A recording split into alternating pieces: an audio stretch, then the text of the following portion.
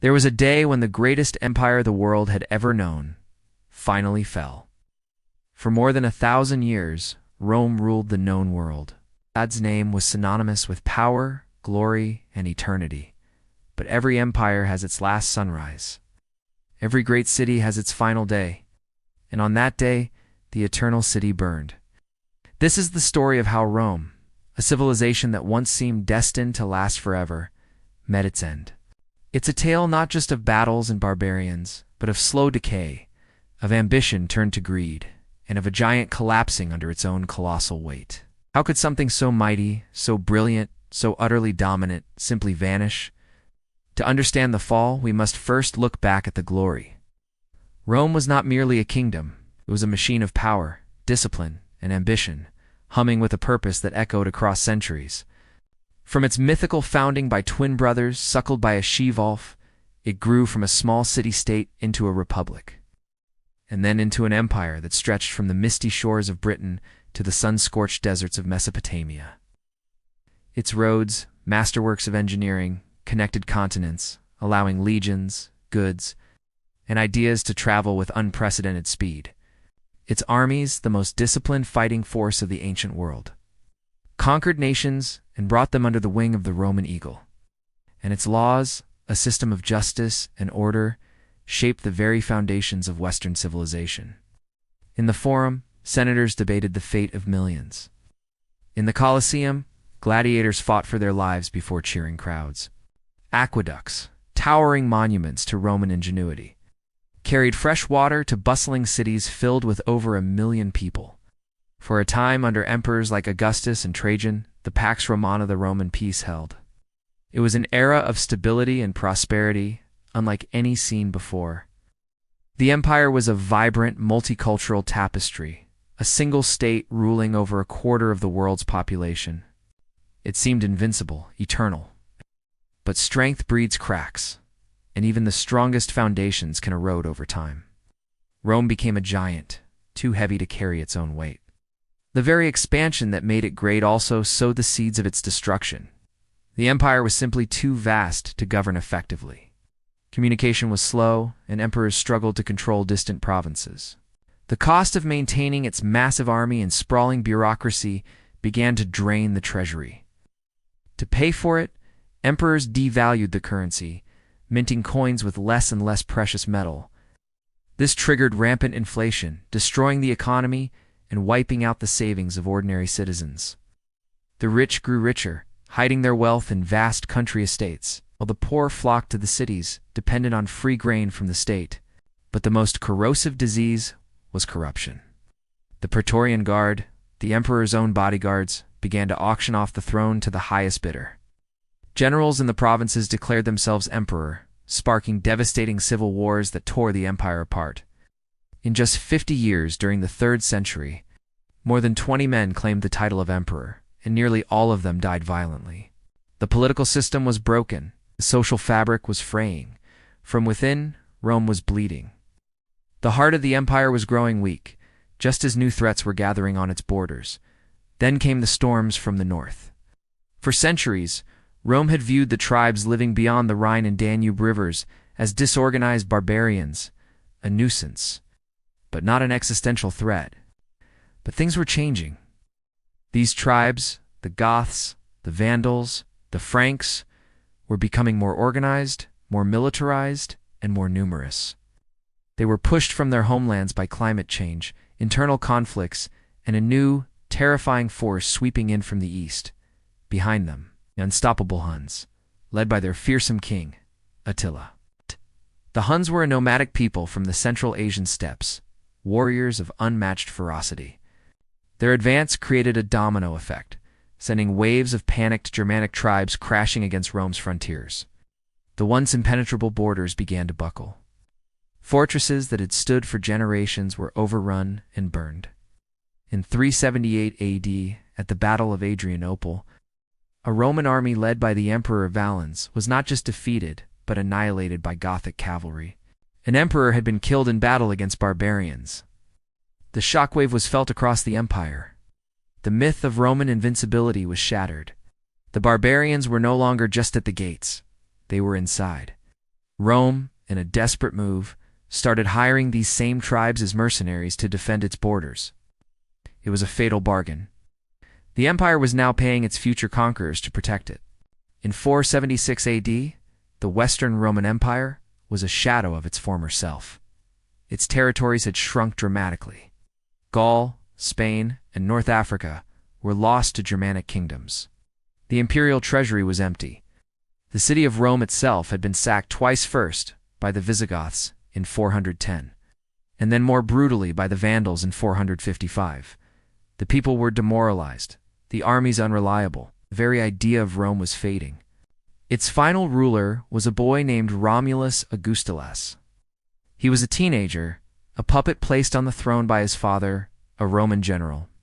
He held the title of emperor, but he wielded no real power. He was the last ember of a dying flame.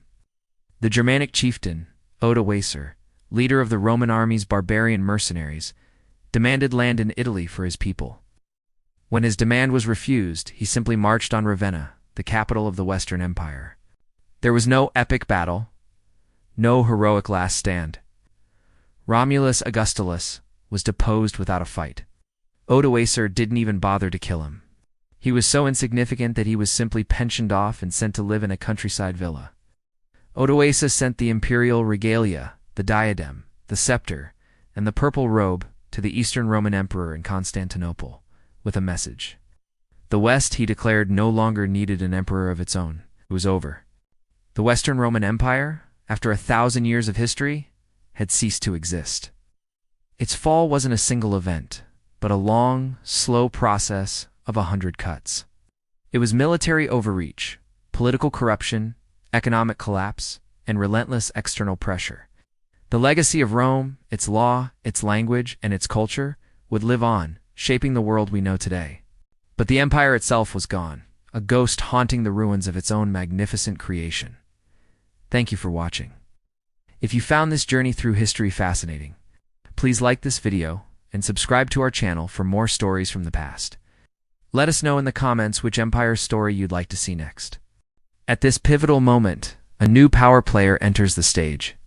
His name was Odoacer, a formidable Germanic chieftain. He wasn't Roman, but he understood power. Seeing the chaos and the weakness at the heart of the empire, he seized the opportunity. He gathered his forces, a mix of Germanic tribesmen who had long served in the Roman army, but felt no true loyalty to the hollowed-out empire. In 476 AD, Odoacer marched on Rome. But there was no epic siege, no desperate defense of the ancient walls. His army walked through the city gates with barely any resistance.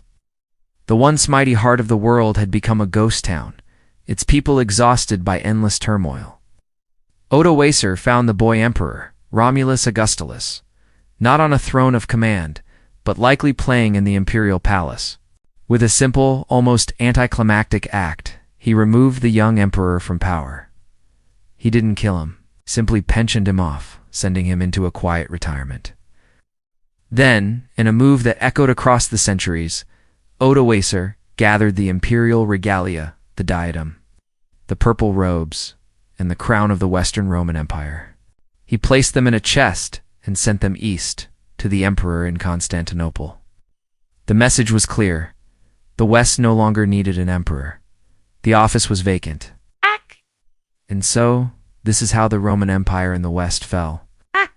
It wasn't with a cataclysmic battle, with fire raining from the sky, or legions making a heroic last stand, as legends might have you believe. It ended quietly, almost administratively.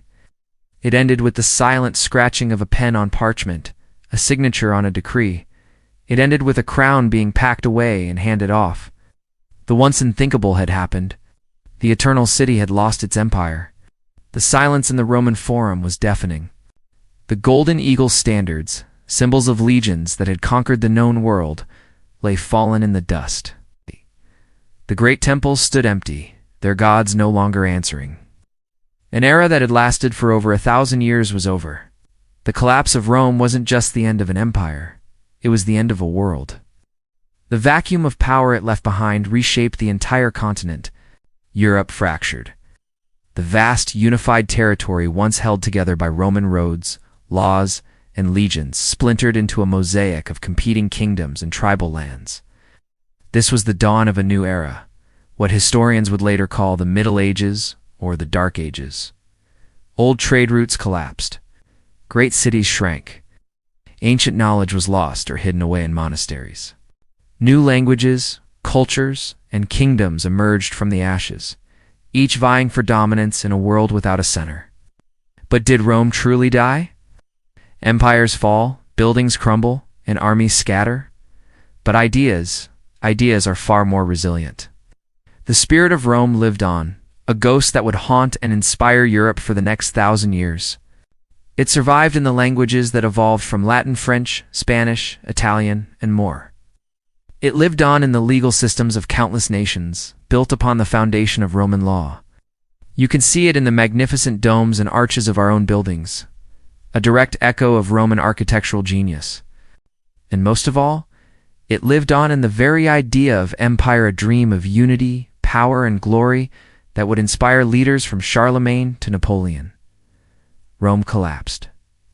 Yes, its physical body ceased to exist, but in doing so, Rome became immortal.